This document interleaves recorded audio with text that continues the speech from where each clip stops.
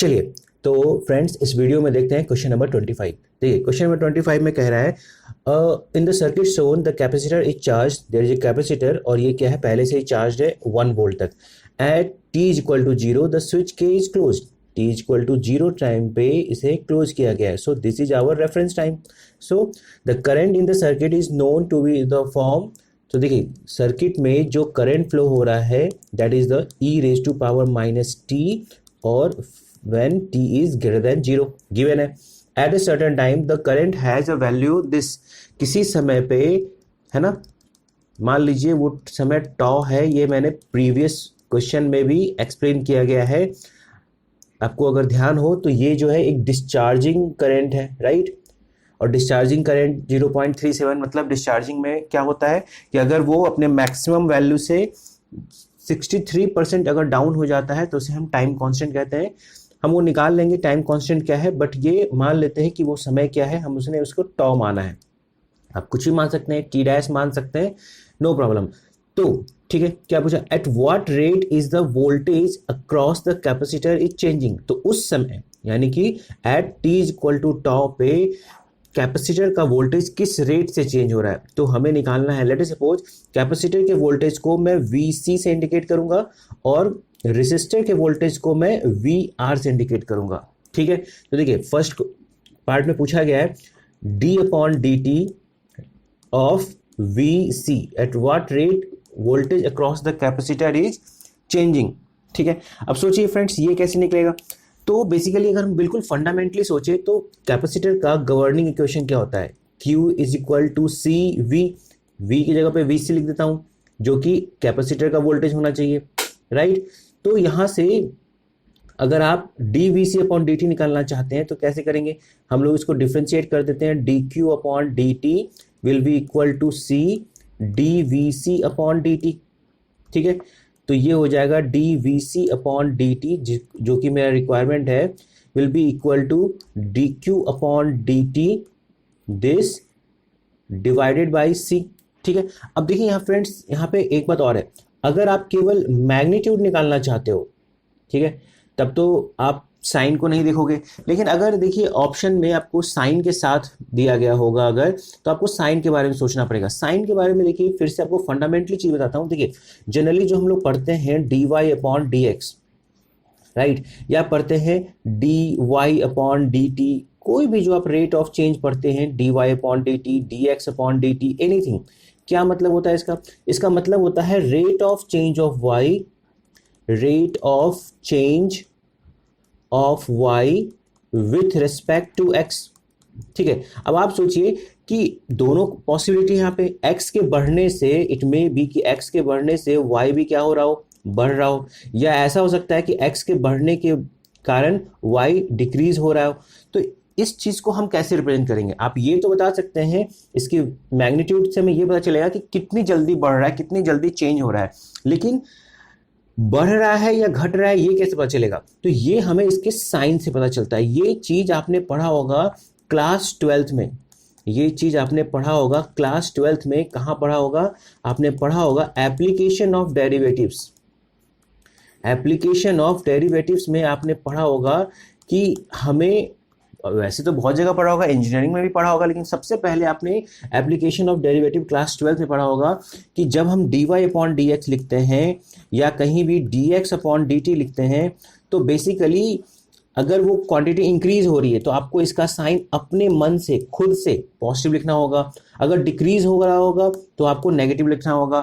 तो जाके ये कंप्लीट इंफॉर्मेशन देता है कि क्या हो रहा है, बढ़ रहा है या घट रहा है, अगर बढ़ रहा है तो किस रेट से बढ़ रहा है, ये सारी इंफॉर्मेशन तब हमें dy/dx या dy/dt देगा।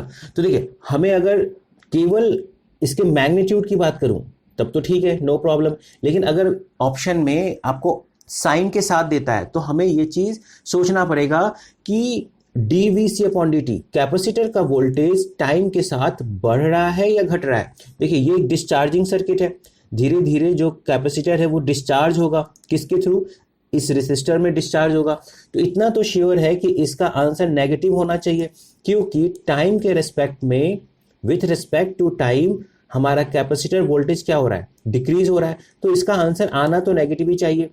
चलिए तो देखते हैं अब अगले स्लाइड में कि पूरा सिस्टमेटिक कैसे सॉल्व करेंगे। इसमें तो आपको ये बताया गया कि बेसिकली आपको क्या फंडामेंटली पता होना चाहिए जो कि हमेशा काम आएगा आपको।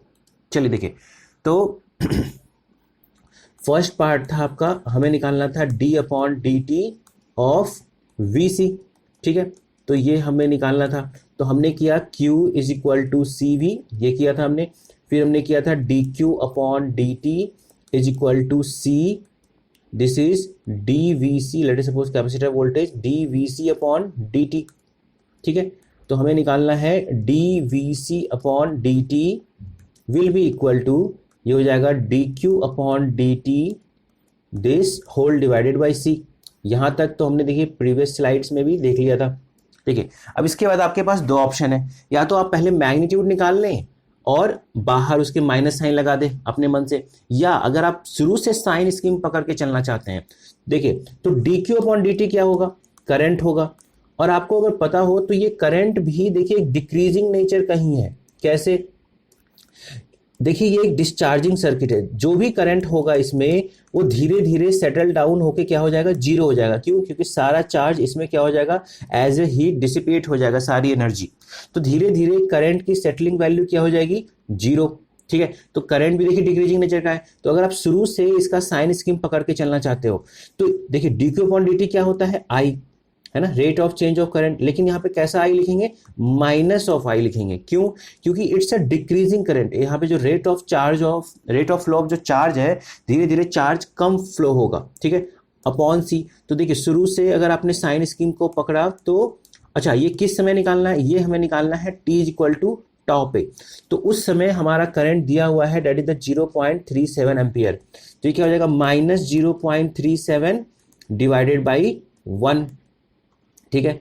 तो इसका आंसर आ जाएगा that will be -0.37 volt per second. This completes our answer, पहला तरीका। दूसरा तरीका क्या हो सकता था, देखिए, है ना, इसमें इसके आगे फिर से माइनस मत लगाइएगा क्योंकि हमने देखिए शुरू से ही साइन स्कीम पकड़ के चला है। अगर आप कोई बच्चा दूसरा सोचे तो वो ये भी कर सकता था, चुपचाप वो क्या करे, केवल मैग्नीट्यूड निकाल ले। कैसे, dQ/dt क्या होता है, I/C। तो I क्या हो गया, I की वैल्यू है देखिए 0.37 डिवाइडेड बाई 1, तो ये क्या आ गया 0.37 वोल्ट पर सेकेंड। लेकिन जब वो फाइनल आंसर करने जाएगा और ऑप्शन देखेगा तो देखेगा कि dVC/dt तो एक डिक्रीजिंग क्वांटिटी है, तो इसका आंसर तो माइनस में ही होना चाहिए। तो लिखेगा -0.37 वोल्ट पर सेकेंड, ठीक है फ्रेंड्स। देखिए ये बहुत छोटी छोटी गलतियां हैं और गेट इन पे अक्सर क्वेश्चन पूछ लेता है, ठीक है। तो चलिए नेक्स्ट पार्ट की तरफ चलते हैं हम लोग। फर्स्ट पार्ट तो हो गया हमारा, है ना, eight what rate is the voltage across the capacitor changing, ठीक है। सेकंड पार्ट क्या कहता है, what is the value of charge on the capacitor, उस समय कैपेसिटर पे क्या चार्ज होगा। तो देखिए बी पार्ट को यहां देख लेते हैं हम लोग। तो Q इज इक्वल टू क्या होता है, C इंटू VC, है ना, हमें कैपेसिटर पे चार्ज निकालना है। तो फॉर्मूला क्या लगेगा, Q is equal to C into VC, voltage of capacitor. तो ये हो जाएगा Q is equal to C की वैल्यू क्या है 1 इंटू VC, किस समय, at T is equal to tau, ठीक है। अब ये T is equal to tau पे वोल्टेज कैसे निकलेगा, वोल्टेज अक्रॉस कैपेसिटर। देखिए फिर से हम फंस गए, तो कोई बात नहीं, आप फिर से सर्किट के बेसिक कंडीशन को देखिए। अगर ये कनेक्ट हो जाएगा तो ये जो कैपेसिटर है, ये जो रेसिस्टर है, आप अगर ध्यान से देखो तो ये पैरेलल में आ जाएंगे। देखिए ये दोनों आपको पैरेलल कनेक्शन दिख रहा होगा। तो जो वोल्टेज यहाँ होगा वही वोल्टेज यहाँ होगा एट ऑल टाइम्स, है ना। तो अगर आपको निकालना है VC at T is equal to tau, तो ये वही होगा जो VR होगा, वोल्टेज अक्रॉस रेसिस्टर। और वोल्टेज अक्रॉस रेसिस्टर क्या होगा, that is equal to I into R, right.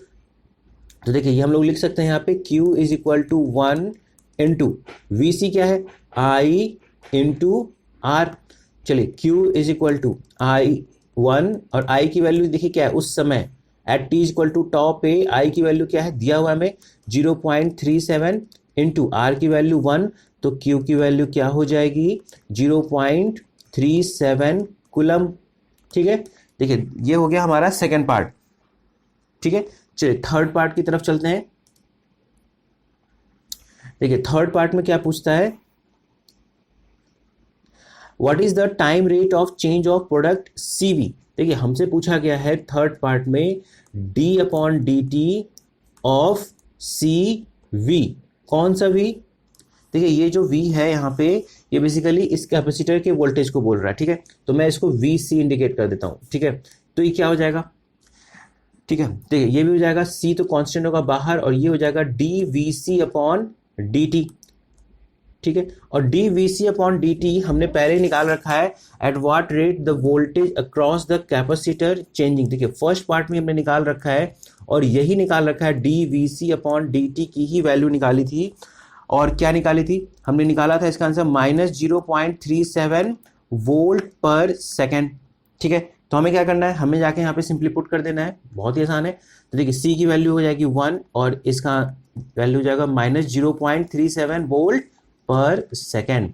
तो इसका आंसर हो जाएगा -0.37 राइट वोल्ट पर सेकेंड। ठीक है, या देखिए एक दूसरा तरीका भी हो सकता था इसका C का ही। देखिए हमें निकालना था d/dt of C into VC।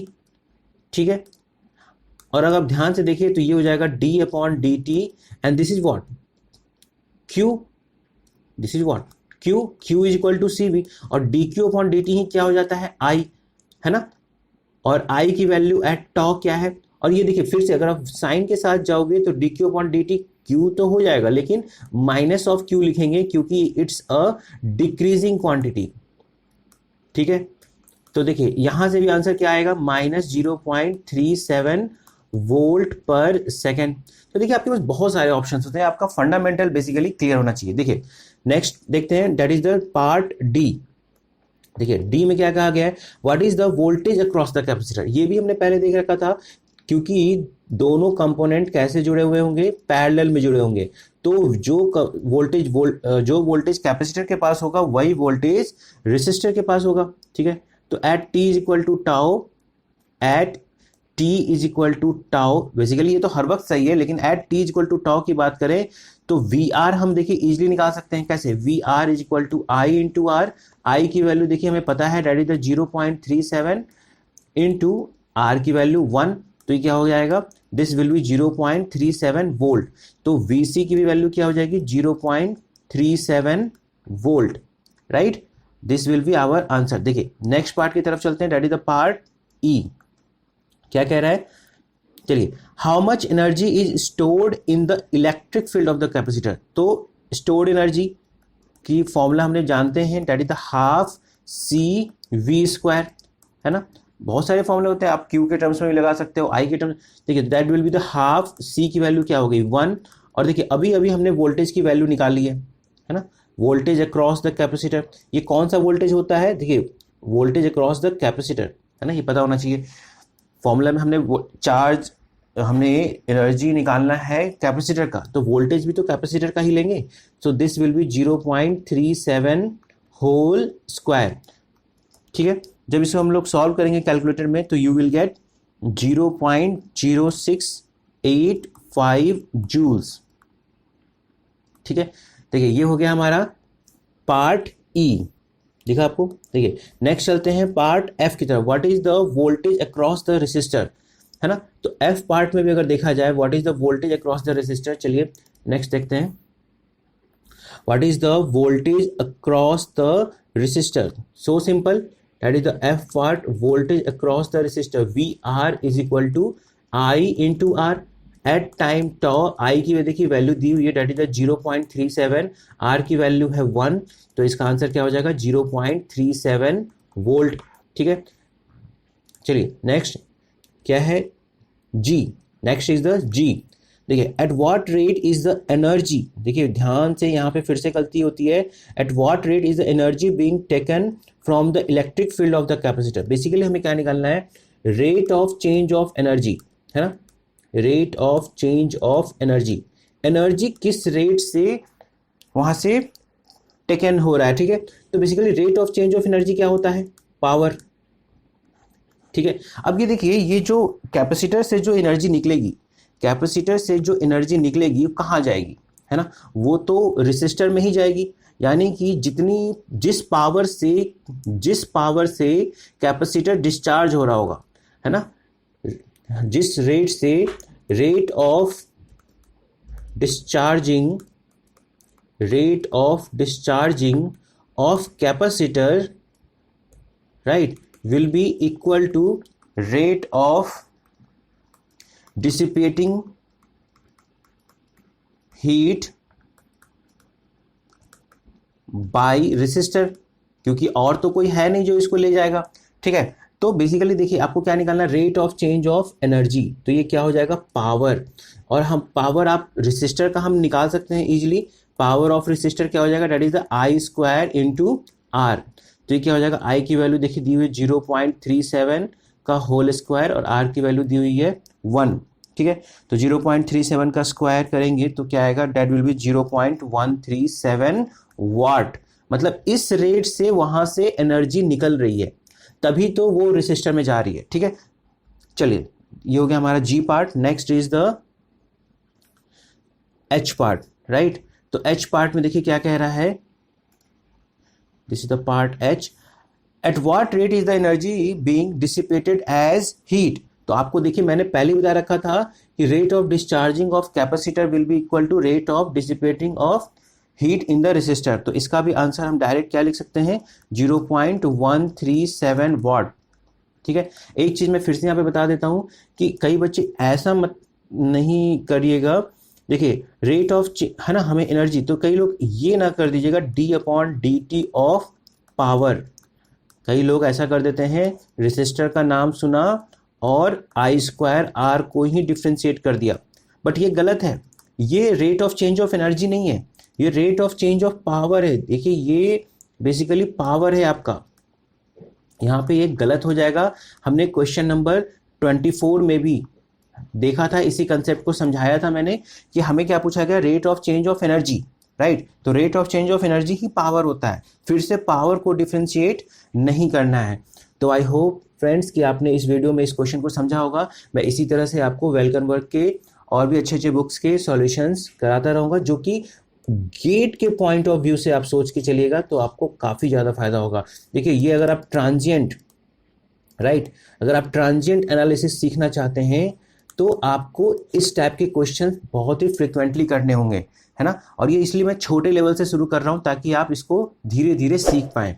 ठीक है फ्रेंड्स, तो अगर ये वीडियो अच्छा लगा हो तो इसे ज़रूर लाइक करें और अपने फ्रेंड्स के साथ इसको शेयर करें और हमारे चैनल को ज़रूर सब्सक्राइब करें। Thanks friends.